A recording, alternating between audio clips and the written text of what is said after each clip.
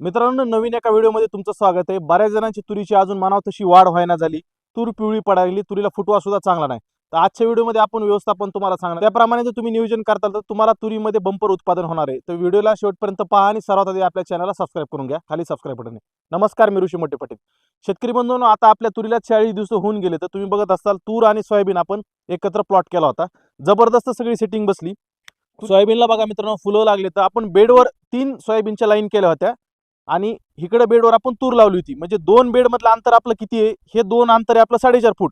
नंतर मधलं एक बेड रिकामा सोडला, ह्याच्यावर सोयाबीन लावला आणि पलीकडे तूर लावली, म्हणजे मध्ये 9 फुटाचं अंतर झालं। 9 बाय 1 फुटावर आपल्या तुरीची लागवड झाली। तर हे असं आपण अंतर ठेवलेलं मित्रांनो। आता ह्याच्यामध्ये आपण आतापर्यंत काय काय नियोजन केले ते तुम्हाला मी सांगतो आणि नंतर तुम्ही काय व्यवस्थापन करायचे ते सुद्धा सांगणार आहे। शेतकरी बंधूंनो, सुरुवात आधी आपण काय केली होती, ज्यावेळेस तूर पिकाला 8 दिवसाखाली आपण तुरीचा शेंडा मारून घेतला। शेंडा मारल्यामुळे काय झालं, प्रत्येक तुरीला फुटवा चांगला आला बघा। प्रत्येक तुरीला असा फुटवा जबरदस्त आला आपल्याला। आणि शेंडा मारल्यानंतर आपण एक फवारणी घेतली होती। फवारणी कशामुळे घेतली, बराच वेळ सुरुवातीच्या अवस्थेमध्ये तुरीवर पांढऱ्या माशी असेल, तुडतुड्याचा अटॅक हा असतोच, म्हणजे थ्रिप्सचा असतो आणि काही प्रमाणामध्ये पानं कुरतडले असेल, आळीचा सुद्धा अटॅक असतो। ह्याच्यासाठी आपण आलिका कीटकनाशक वापरलं होतं। त्याच्यामध्ये आपण काय केलं, फवारणीमध्ये बुरशीनाशक एक वापरलं। कशामुळे वापरलं की तूर शेंडा खोडणी केल्यानंतर बुरशी येतेच आणि भविष्यामध्ये तुरीवर मर रोगाची समस्या जी मोठ्या प्रमाणात येते, त्यामुळे आपण रोको हे बुरशीनाशक वापरलं होतं। म्हणजे त्यानंतर मित्रांनो, आपण त्यामध्ये एक मिक्स केलं होतं इसाबेन टॉनिक। कशामुळे की बऱ्याच वेळेस तुरीवर ताण पडलेला असतो, तणनाशकाच्या फवारणीमुळे म्हणा की कमी पाऊस जास्त पाऊस पावसाचा खंड, हा ताण दूर करण्यासाठी आपण इसाबेनचा वापर केला होता। आणि फवारणीमध्येच आपण काय केलं की नॅनो डीएपी, इफको कंपनीची नॅनो डीएपी वापरली। त्याच्यामुळे सर्व प्रकारचे अन्नद्रव्य तुरीला भेटले, जबरदस्त तुरीची वाढ होणार आणि फुटवा सुद्धा चांगला मिळणार। ह्या 4 गोष्टी मिक्स करून तुरीला आपल्याला फवारणी घेतली होती। तर बघत असाल तुम्ही आता पूर्ण प्लॉटला सोयाबीनला सुद्धा तीच फवारणी केली होती। फुलं लागले तर सोयाबीन चांगले, सगळ्या गोष्टी एकदम क्लिअर येतं। आता कुठेतरी सोयाबीनवर अटॅक जरा वाढलाय, पानं कुरतडलेले वगैरे दिसायला येतं, ह्याचं सुद्धा व्यवस्थापन आपण करणार आहे पुढं। आता मित्रांनो, आपल्याला स्टेप बाय स्टेप काय करायचं तुरीला नियोजन।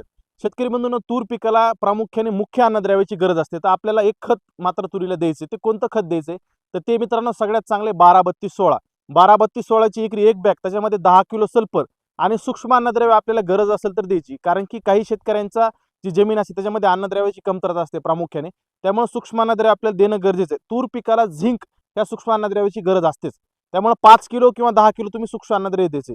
एकूण असा 3 प्रकारचा डोस द्यायचा आहे। 12-32-16 ची एक बॅग, 10 किलो सल्फर म्हणजे 60 किलो हे झालं, आणि 5 किंवा 10 किलो तुम्हाला मायक्रोन्यूट्रन द्यायचंच आहे। एक असा एकूण 65 किलोचा डोस जर तुम्ही तुरीला दिला तर तुम्हाला तुरीला पुन्हा खत द्यायची सुद्धा गरज पडणार नाही। हे झालं मित्रांनो खत व्यवस्थापन। जर तुम्हाला 12-32-16 नाही भेटलं, तुम्ही 18-46 वापर करा आणि त्याच्यासोबत 25 किलो एमओपी तुम्ही वापरू शकता। ह्या 2 खताशिवाय तिसरं खत मित्रांनो देऊ नका, हेच खत सगळ्यात भारी तुरीसाठी आहेत। हे झालं मित्रांनो खत व्यवस्थापन। त्यानंतर महत्त्वाची गोष्ट काय, ज्यावेळेस पण तुमची तूर पीक ही 1 महिन्याची होईल, म्हणजे गुडघ्या इतकी बघा, आता आपली तूर काय गुडघ्यापेक्षा उंच आहे, साधारण 1.5 फुटाच्या उंचीपेक्षा ज्यावेळेस तूर असेल त्यावेळेस तुरीचा शेंडा खोडणी करायची। आता तुम्ही इथं बघत असताल, ही तूर सुद्धा ह्या तुरी बरोबरच लागवड केली होती, पण हे तूर एकदम ठेंगणी राहिली, तर मग तुम्ही अशा तुरीचा शेंडा खोडणी अजिबात करायची नाही। ज्यावेळेस तूर अशी एवढी मोठी होईल त्यावेळेस तुरीचा शेंडा खोडणी करायची। आता किती वेळेस करायची, तर आपल्या तुरीचा शेंडा फक्त 2 वेळेस खोडणी करायची। कशामुळे 2 वेळेस खोडणी केली तरच आपल्याला उत्पादनामध्ये वाढ येते, तिसऱ्या वेळेस खोडणी करताल तर उत्पादनात घट दिसून येते।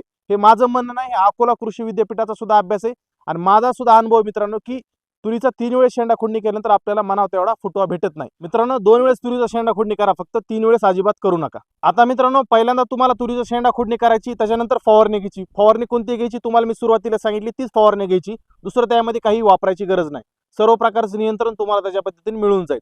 त्यानंतर आता महत्त्वाची गोष्ट येते मित्रांनो, तण नियंत्रण आपल्याला करावं लागेल, तण व्यवस्थापन। आता तुम्ही बघत असताल आपल्या प्लॉटमध्ये तण कसं काहीच नाही, काहीच नाही। आपण काय केलं होतं, ह्या बेडवर सायकल कोळपत चालवलं होतं आणि ह्याचं तण नियंत्रण केलं। आता 2 प्रकारे तुम्ही तण नियंत्रण करू शकता, एक तर खुरपणी किंवा पाळी अशा प्रकारे करू शकतात, किंवा दुसरं तुम्ही तणनाशकाचा वापर करू शकता। तणनाशक कोणतं, तुरीसाठी शिफारस तणनाशक सगळ्यात चांगलं इमेचा थायपर 10% एसएल, एका पंपाला 50 ml टाकलं तरी सुद्धा रिझल्ट मिळतो। किंवा जर खूपच जास्त तण असेल आणि तुम्हाला फवारणीचा जर अनुभव असेल तर तुम्ही त्यामध्ये यूपीएल कंपनीचं स्वीप पॉवर याचा वापर करू शकतात। 15 लिटरच्या पंपाला 100 ml प्रमाणे फवारणी करताना तुम्हाला टोपण लावायचं पुढं आणि असं बाजूनी तुरीच्या असं मधून तुम्हाला फवारणी जर केली तरी सुद्धा तण नियंत्रण करावे। ज्यावेळेस तुम्ही तण नियंत्रण करताल मित्रांनो, त्याच्यानंतरच तुम्हाला खत व्यवस्थापन करायचे। म्हणजे पहिला टप्पा शेंडे खोडणीचा, त्यानंतर फवारणीचा, तिसरा टप्पा हा आपल्याला खत व्यवस्थापनाचा आहे। असे फक्त 3च टप्पे मित्रांनो करायचे आणि तुरीला दुसरं काही करायची गरज पडणार नाही। तुम्हाला तुरीमध्ये 100% 12 ते 15 क्विंटलचं उत्पादन येणार आहे। आता बरेच जण म्हणतात की एवढं उत्पादन सांगतात, खरंच आहे की नाही गोष्ट, तर मित्रांनो तुम्हाला मी एक माझा अनुभव सांगतो प्रामाणिकपणे। मागच्या वर्षी जिथं आपण 4.5 फूट बाय 1.5 फुटावर तुरीची लागवड केली होती तिथं आपल्याला 9 क्विंटलचा उतारा भेटला, काही ठिकाणी 11 क्विंटलचा उतारा भेटला. पण मात्र जिथं आपण जास्त अंतर ठेवलं होतं अशा पद्धतीमध्ये 9 फुटाचं, तिथं मात्र आपल्याला 13 क्विंटलचा उतारा भेटलेला आहे. ह्या वर्षी आपण टार्गेट ठेवलेले 13 ते 14 क्विंटलचं, बघूया किती मिळते. आता असं नियोजन जर आपण केलं तर नक्कीच मिळणार आहे. पूर्ण प्लॉट बघा मित्रांनो, जबरदस्त बसलाय, कुठं काहीच कमी नाही. तुम्ही बघत असाल जमीन सुद्धा आपली भारी आहे. आतापर्यंत ह्याला खत एक टाकून झाले, सगळं खत विरघळून गेले. असं नियोजन करायचं मित्रांनो. बाकी काही जरी प्रश्न असतील तर कमेंटमध्ये बिंदासपणे विचारा. शेतकरी बंधूंनो, ज्यांना मार्गदर्शन पाहिजे अशांनीच मला कॉल करायचा आहे. मी फुकट सल्ला देत नाही मित्रांनो, फुकटची काहीच किंमत ठेवत नाहीत. त्यामुळे तुम्ही जरी शेतकरी असताल आणि मी जरी शेतकरी असतो तर मी फक्त 99 रुपये फीस घेतो. त्याच्यामध्ये संपूर्ण मार्गदर्शन तुरीचं एक वेळेस तुम्हाला देतो. मार्गदर्शन पाहिजे असेल तरच कॉल करा. शेतकरी बंधूंनो, व्हिडिओ जर महत्त्वपूर्ण वाटले असेल तर नक्कीच लाईक शेअर करा आणि आपल्या चॅनलला सबस्क्राईब करायला विसरू नका.